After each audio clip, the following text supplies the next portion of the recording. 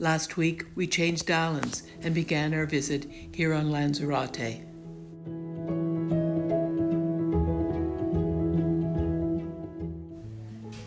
It's an ideal island for me because it's so accessible. I can walk to the beaches, walk around the beautiful little towns, enjoying the scenery. I can go to the agricultural areas, and then I can also look at the unique geological formations. Lanzarote is also the island that they used to test the Mars rovers. So while it's beautiful, it's also rocky, austere, and very unusual.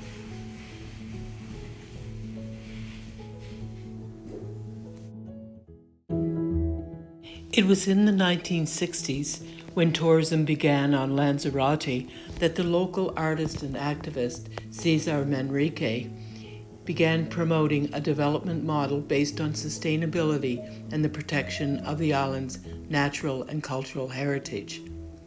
He believed that churches were the only buildings that should be higher than a palm tree. Cesar saw beauty in the lava-encrusted landscape and built gardens, homes, and pathways through the underground caves and lava bubbles, transforming and highlighting the natural beauty of this island.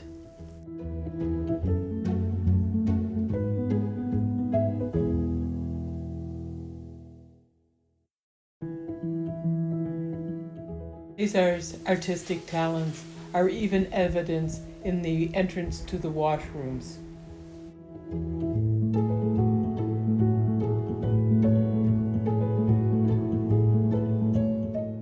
Cesar created a number of venues, like this underwater cave, where you go down and explore an underground lake. It's fed by the sea, and in the waters are blind crabs, and this is the only place in the world where these crustaceans survive.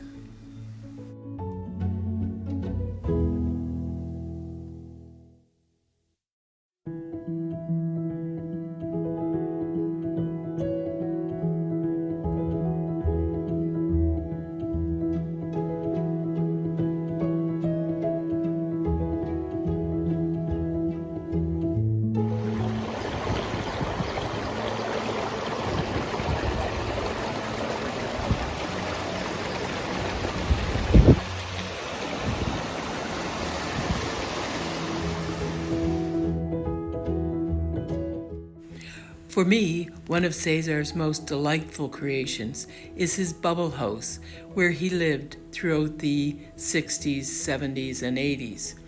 It is made primarily with 5 underground lava bubbles forming the rooms, with gardens that also surround the building and some opportunities for upstairs locations where you can look out of the windows and see the natural environment.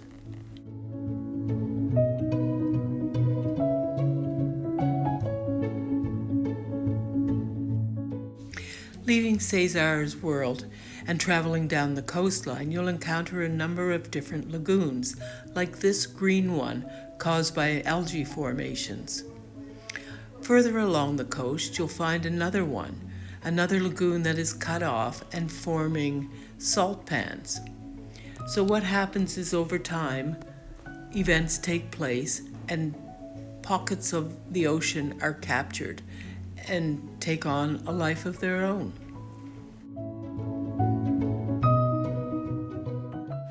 Perhaps the most famous location on the island is the Timofeo National Park, where you visit a volcano, get to explore the actual landscape, and see the power.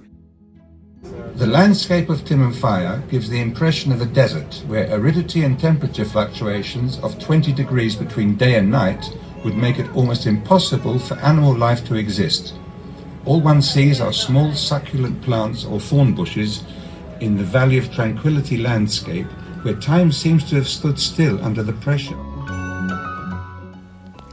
At the visitor center, there's demonstrations of the heat coming from the volcano.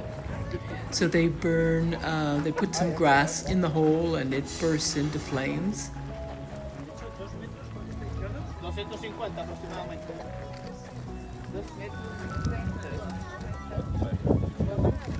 And then, in another place, they pour water into the cracks.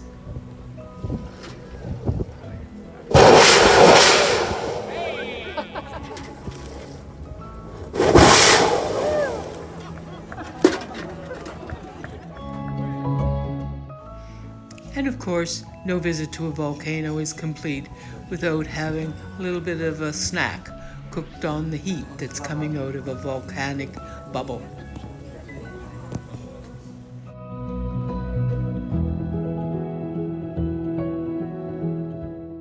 Now it's almost time to wrap up our visit here in Lanzarote with a quick look at our apartment. So we live in a little complex, basic, simple little place, but it has everything we need. Front and back balcony, so we can always get access to the sun. Perhaps our favorite acquaintance is the worker's dog, who's wearing his glasses to protect from the sun. So that's all the news from Lanzarote. See you next time on Tenerife.